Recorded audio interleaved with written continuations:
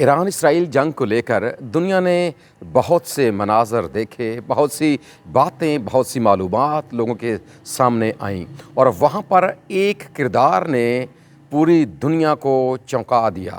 اور وہ کردار تھا ایک اسرائیلی جاسوسہ جس کا نام کیتھرین بتایا جاتا ہے۔ کس طرح اس خاتون نے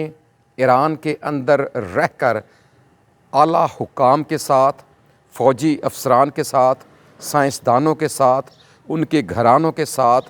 اور جتنی وہ معلومات ان سے اکٹھی کر سکتی تھی، کس طرح اس نے ان کے ساتھ اپنے تعلقات کو استوار کیا، معلومات اکٹھی کی، اور کیسے وہ وہیں پر رہ کر وہ معلومات واپس اپنے ملک کو بھیجتی رہی۔ دنیا نے اس بات کو حیران کر دیا ہے۔ اور جب ہم لفظ جاسوس کی بات کرتے ہیں تو یاد رکھیں، جاسوس اصل میں ایک ایسا کردار ہوتا ہے جو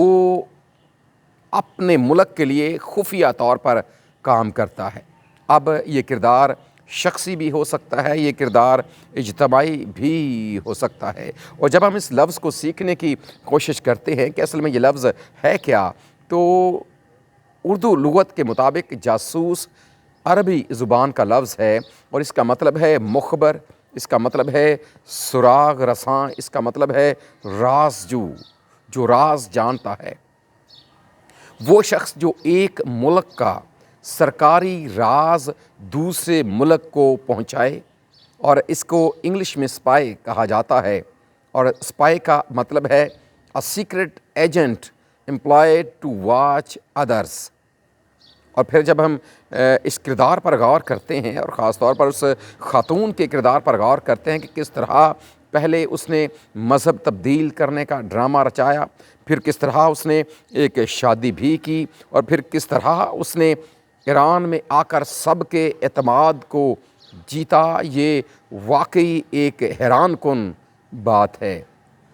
اور اس کے ساتھ جب ہم اس بات کو سمجھنے کی کوشش کرتے ہیں کہ چونکہ اس نے اسرائیل کے لیے ایسا کیا، تو اس بات کو ذہن میں رکھیں کہ اسرائیل کے لیے یہ کوئی نئی بات نہیں ہے، بلکہ ہزاروں سال پیشتر بھی جب ہم اسرائیل کی تاریخ کے حوالے سے جاننے کی کوشش کرتے ہیں تو ہمارے سامنے یہ بات آتی ہے کہ یہ جاسوسی کرنا، دوسروں کے راز چرانا، پھر انہیں اپنے مفاد کے لیے استعمال کرنا، یہ پہلی بار نہیں ہوا۔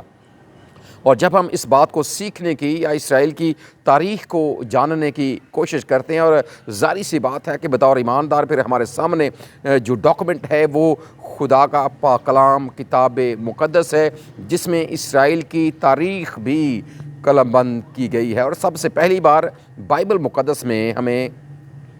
جاسوس کا لفظ یا اس کے بارے میں اس وقت لکھا ہوا ملتا ہے جب جو اسرائیلی لوگ ہیں وہ ابھی ملک مصر میں نہیں گئے، بلکہ اس سے پہلے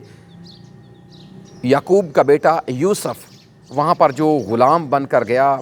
قید بھی رہا، اور پھر کیسے وہ وہاں پر سرفراز ہو گیا۔ کتاب مقدس اس کے بارے میں ہمیں ساری جانکاری دیتی ہے، ساری معلومات دیتی ہے کہ کس طرح فرعون نے پھر اسے اپنا نائب مقرر کر لیا تاکہ وہ ساری حکومت کی جو ہے وہ باغ ڈور سنبھال سکے اور سارے نظام کو چلانے میں اس کا معاون بن سکے۔ جب وہاں پر کال پڑتا ہے، پھر جو یوسف کے بھائی ہیں جب وہ غلہ لینے کے لیے ملک مصر میں جاتے ہیں، اب یہ کام چونکہ یوسف کے سپرد ہے، یوسف اپنے بھائیوں کو پہچان لیتا ہے، اور پیدائش کی کتاب کے 42ویں باب میں اس بات کو لکھا گیا ہے کہ یوسف نے ان کے بارے میں کہا کہ تم یقیناً جاسوس ہو اور تم ہمارے ملک کا حال دریافت کرنے کے لیے آئے ہو۔ اور یہ بات ہمیں کلو دیتی ہے کہ کس طرح اس زمانے میں بھی جاسوسی کی جاتی تھی، ایک ملک دوسرے ملک کی، بلکہ یہاں تک ایک شہر دوسرے شہر کی، بلکہ یہاں تک ایک خاندان دوسرے خاندان کی، بلکہ یہاں تک کہ ایک شخص دوسرے شخص کی سوئے اس طرح سے بھی جاسوسی کی جاتی ہے، اور کون کس طرح کا کردار لے کر آتا ہے آپ کو اس کے بارے میں بالکل علم بھی نہیں ہوتا۔ اور پھر اس کے بعد جب ہم یہ سیکھتے ہیں کہ وہاں سے جو اسرائیلی ہیں وہ بحیثیت قوم جب وہ وہاں سے ملک مصر میں 400 سال کا عرصہ گزارنے کے بعد جب وہ وہاں سے نکلتے ہیں تو پھر راستے میں ابھی وہ اس ملک سے دور ہی ہیں جس میں جا کر ان کو رہنا ہے، تو پھر گنتی کی کتاب کے 13ویں باب میں آپ کو ایک ایسا بیان ملتا ہے جب موسیٰ نے 12 لوگوں کو مقرر کیا کہ تم جاؤ اور ملک کنعان کا حال دریافت کرو اور پھر ہمیں بتاؤ کہ وہ ملک کیسا ہے، وہاں کے لوگ کیسے ہیں، وہاں کے حالات کیسے ہیں، اور وہ ساری معلومات جو وہاں پر تم رہ کر اکٹھی کرو گی ہمارے پاس لے کر آؤ، تاکہ اس ملک پر قبضہ کرنے میں ہمیں آسانی ہو۔ اور پھر اس کے ساتھ اب جب مزید آگے بڑھتے ہیں تو یشوع کی کتاب کے دوسرے باب کا آغاز بھی کچھ ایسے ہی حالات کے ساتھ ہوتا ہے، جب ایک شہر جو یریحو کے نام سے جانا اور پہچانا جاتا ہے، اس میں یشوع نے 2 لوگوں کو مقرر کیا کہ وہ جا کر اس شہر کے بارے میں معلومات اکٹھی کرے، اور وہ جاسوس کے طور پر گئے اور انہوں نے وہاں پر جا کر ساری معلومات اکٹھی کی اور پھر وہ واپس لوٹے۔ اور پھر اس کے ساتھ اب جب ہم مزید آگے بڑھتے ہیں تو شخصی طور پر بھی پہلے ہم نے بات کی کہ ملکوں کے حوالے سے ایسا ہوتا ہے، پھر شہروں کے حوالے سے بھی ایسا ہوتا ہے، اور پھر جو شخصی لوگ ہیں وہ بھی ایک دوسرے کی مخبری مختلف طرح سے جاسوسوں کے ذریعے سے کرواتے ہیں۔ اور اس کا ایک حوالہ ہمیں پہلے سموئیل کے 26ویں باب میں ملتا ہے۔ داؤد اور ساؤل کی آپس میں دشمنی ہے، ساؤل داؤد کو اپنا دشمن سمجھتا ہے، اور جب وہ اسے مارنے کے لیے جاتا ہے تو داؤد کچھ لوگوں کو مقرر کرتا ہے کہ وہ جاسوسی کریں اور یہ بتائیں کہ کیا واقعی ساؤل ایسا کر رہا ہے۔ ہم اس بات کو سمجھ سکتے ہیں کہ کس طرح لوگ اس طرح سے اپنے مفاد کے لیے اس طرح کا کام کرتے ہیں۔ اور جب ہم پھر نئے عہد نامے کی جانب بڑھتے ہیں تو مقدس لوکا کے انجیلی بیان کے 20ویں باب کی 20ویں آیت میں بھی آپ کو اس طرح کے حالات نظر آتے ہیں، جب جو سردار کاہن ہیں اور جو فقیہی لوگ ہیں انہوں نے خداوند یسوع مسیح کے پیچھے کچھ ایسے لوگ لگا دیے تاکہ وہ جاسوسی کریں، اور جاسوسی کر کے اس کی کچھ باتوں کو پکڑیں، وہ ہم تک لے کر آئیں تاکہ اسی کی باتوں کو ہم اس کے خلاف استعمال کر سکیں۔ یہ سارا ذکر کرنے کا مقصد یہ ہے کہ اگر اس عورت نے ایسا کیا ہے، واقعی اس نے حیران کن کارنامہ اپنے ملک کے لیے سر انجام دیا ہے، اس میں کوئی شک نہیں ہے، اور یہی وجہ ہے کہ ایک ہی حملے میں ہم سب اس بات کو جانتے ہیں کہ جب 13 جون کو پہلا حملہ اسرائیل نے ایران کے اوپر کیا تو پھر ان کا کتنا بڑا نقصان ہوا، کتنے جو بڑے ان کے جرنیل ہیں، جو سائنسدان ہیں یا اعلیٰ حکام ہیں، کتنے لوگ وہ ایک ہی بار میں ان کو جان کی بازی سے ہارنا پڑا۔ ایک بات جو ہمیں سیکھنے والی ہے وہ یہ کہ ہمارے خداوند یسوع مسیح نے اس کے بارے میں بھی بیان کیا ہے، اور ہمیں اس بات کا پتہ ہے کہ ریاکاروں پر اس نے بڑی دفعہ افسوس کا اظہار کیا ہے کہ اے ریاکار فقیہو اور فریسیو تم پر افسوس۔ اور ریاکار کا مطلب بھی یہ ہوتا ہے کہ جو اندر سے کچھ اور باہر سے کچھ اور ہوتا ہے، اور اس کے لیے اردو کا ایک محاورہ استعمال ہوتا ہے کہ ہاتھی کے دانت کھانے کے اور دکھانے کے اور